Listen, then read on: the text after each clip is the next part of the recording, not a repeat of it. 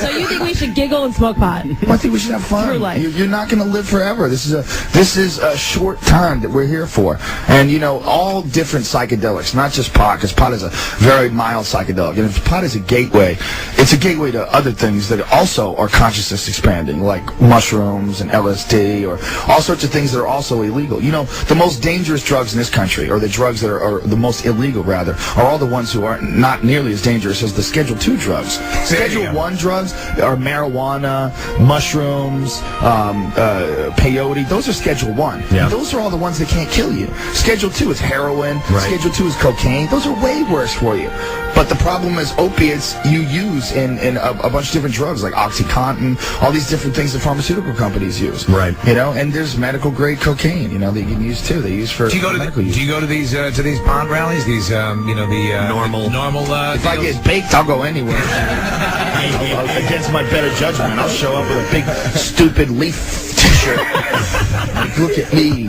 What's spice? I was reading some stuff on you. It says you use the most powerful hallucinogen known to man, DMT. Oh, you use that? Well, everybody uses that, really, because your brain makes it. Yeah, your brain makes it while you sleep. While you're in heavy REM sleep, everyone's brain produces way more than the effective dose. So what that means is, if you take the drug, like if it's chemically synthesized from a plant, and you take it, the amount you need to take is not nearly as much as your brain produces while you're in REM sleep. Did you have a vision? Yeah, a lot of visions. It's like what I describe it as. It's like complex geometric patterns that are made out of love. Like you go literally to another dimension. Yeah. And the crazy thing is that everybody does it every night while you sleep. Nobody ever thinks about why you sleep. Like what you do is when you sleep is you shut off. You shut off and you just accept it because we do it every night. But 8 hours of your day is somewhere you don't understand. You don't know about. You don't know what it is. You just go blank and then you wake up and it's over. But you're going through an intense psychedelic trip during that whole time. And the same thing as, you know, when you wake up from a dream, you can't remember it. Like, oh, it's a crazy dream, and it seems so real. And then 5 minutes later, you don't even know what the hell you were talking about. Right. You don't remember the dream. Well, that's exactly what happens when you smoke DMT. When you take this drug, you have these insane visions, and then you could barely remember it just a few minutes later. And it's because your conscious brain is trying to protect you from this experience because it's so mind-blowing. What it literally is, it's not scary because it's exactly the same thing that happens to you when you die. So if there is an afterlife, scary. Yeah, scary. There is. Well, you're gonna die. Get used to it. Yeah, you know? The way that everybody's scared of it, but it's not. It shouldn't be scary. But Joe, here's the question: Do you lose physical control? You know, when you're on this trip, you're not even there, man. You don't even exist. Well, that's the scary part. I mean, you can do something. Same thing that happens when you go to sleep. Yeah, you can do something. You're in a couch. Just sit on a couch, smoke it, and you'll lie back. You pass out? I mean, yeah, basically. Okay. How long does it last for? Is it 10 minutes? 10 minutes? 10 minutes. Oh. And then you're back. I remember. But what happened? This is what happens to you when you die. I mean, this is the chemical that your brain produces, and it's produced by a part of your brain called the pineal gland, and literally it's your third eye. It's literally in the center of your brain where the third eye is, and it actually, in reptiles, it has a retina and a cornea and a lens. And they've done all these scientific studies on it. They did a bunch of clinical trials at the University of New Mexico. They did a book on it called DMT, the Spirit Molecule. And what this is literally like a portal to the afterlife. It allows you to sneak a peek over there and come back. It's mind-blowing.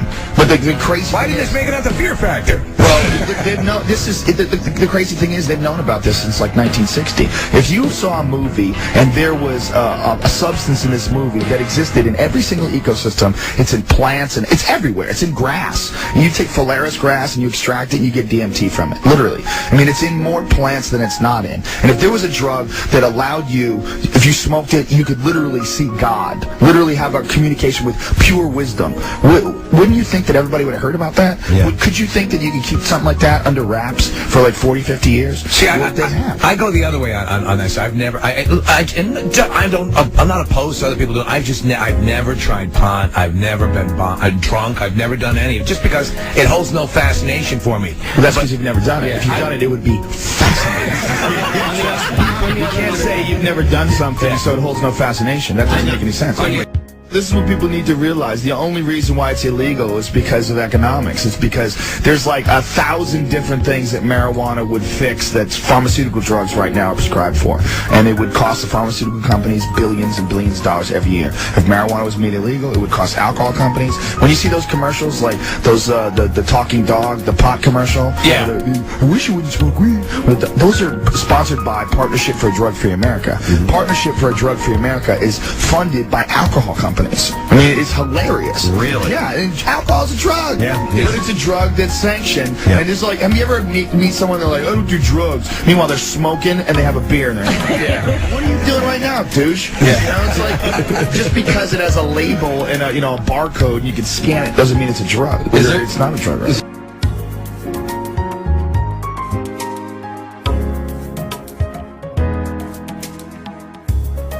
I'm the answer to that. I'm the perfect answer to that. I'm the answer to it makes you lazy. Dude, I work out at least 5 days a week. I was a U.S. national taekwondo champion. I do jiu-jitsu 4 days a week. I lift weights at least 3 days a week. On top of that, I'm constantly active. I do stand-up comedy every fucking weekend. Never take time off. Constantly writing material. I do Fear Factor. I was doing Fear Factor and The Man Show and jiu-jitsu, smoking weed every fucking day.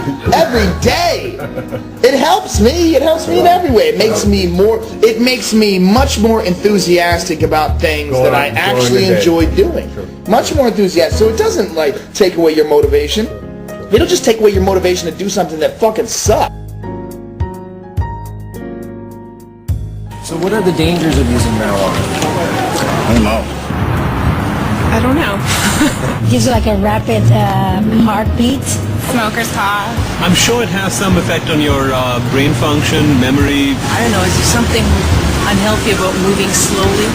It's no good for you. You're not fully conscientious of what you're doing. Thicken some membranes in your brain or something. Well, it's been science. I guess I'm being told it's been scientifically proven that marijuana kills your brain cells. That's the one I remember. Marijuana kills brain cells. I thought the same thing. You know, I didn't start smoking pot until about 5 years ago. I thought pot made you stupid. You know, I bought into it just as much as anybody did. I realized when I was like 30 years old that I was tricked. I was like, you gotta be fucking kidding me. 1974, the Heath Tulin study. Ronald Reagan announces, the most reliable scientific sources say permanent brain damage is one of the inevitable results of the use of marijuana. Monkeys pumped full of marijuana, apparently 30 joints a day, had begun to atrophy and die after 90 days. Brain damage was determined after counting the dead brain cells of both monkeys who had been subjected to the marijuana and ones who had not. This study became the foundation of the government, and other special interest groups claim that marijuana kills brain cells. Here's what they didn't tell you. After 6 years of requests, how the study was conducted was finally revealed. Instead of administering 30 joints a day for 1 year, Dr. Heath used a method of pumping 63 Colombian-strength joints through a gas mask within 5 minutes over 3 months. They suffocated the monkeys. What they did is they put these gas masks basically on their face and they pumped pot into it, but without additional oxygen. So after X amount of time, the brain shut down. Well, if you suffocate, the first thing that's going to happen is your brain cells are going to die with lack of oxygen. So what they did is they suffocated the monkey, showed all these dead brain cells, and then went on to associate it by saying that cannabis use causes your brain cells to die. And how many people, not knowing the origin of the study, have gone on to quote it and re-quote it. And now people believe it. Studies since have shown no signs of any brain cell damage. In 2005, new research suggested that marijuana could possibly stimulate brain cell growth. That study hasn't received the same attention. Another common belief, marijuana causes lung cancer. In the 1999 study by the Institute of Medicine that was paid for by the United States government, they had to use words like may and should cause cancer. We've been hearing for years them trying to say that it causes lung cancer, and we say, really, that's interesting because you can't even show us one case of cancer being caused by cannabis use alone. You definitely have to do it moderately because it does paralyze the cilia, but if it's not radioactive, you're probably not going to get cancer from it.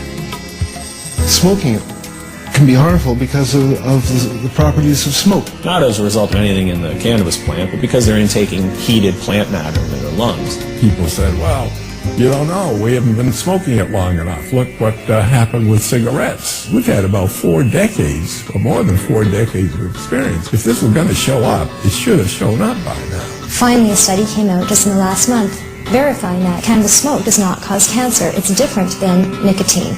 And the elements in the tobacco smoke do cause cancer, and the elements in the marijuana don't. There's no cases of marijuana-only smokers getting brown lung syndrome. There's no cases of marijuana-only smokers getting emphysema. Strange for a plant that's so dangerous. How come none of that? Marijuana is as bad for you or worse than tobacco? Impossible. If they had the evidence, they'd be putting emaciated bodies or emphysema, lung cancer, black lungs, they would be parading them throughout the media. They don't have one. Yet people somehow or other think that it might cause the same thing. You know, I hate about drugs, I hate when like people my age and older get hooked on crack. I hate that shit. You're too old to be experimenting with the drugs at a certain point. You should be past that. You ain't doing it by a certain point, you just miss it. Drugs are really for old people anyway. You 75, you've earned the right. Shit, if I was 75, I'd do coke, heroin, everything. I wouldn't give a fuck. I'd be walking down the street, they'd be like, boy, that old man is tripping.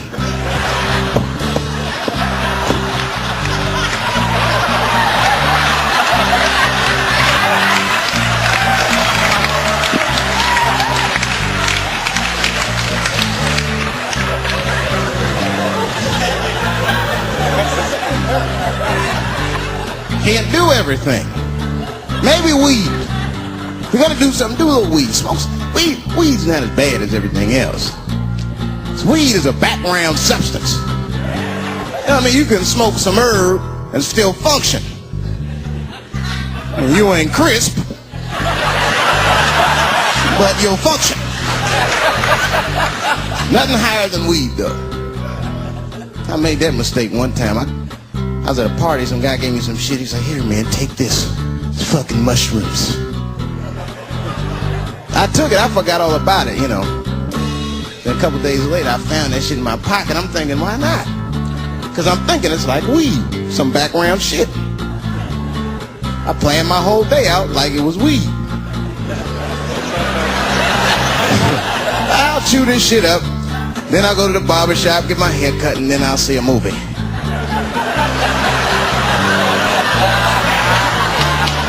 I chewed it up.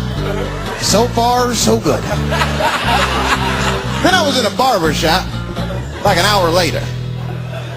And it's funny because I was just thinking to myself, I was like, ooh, this stuff sucks.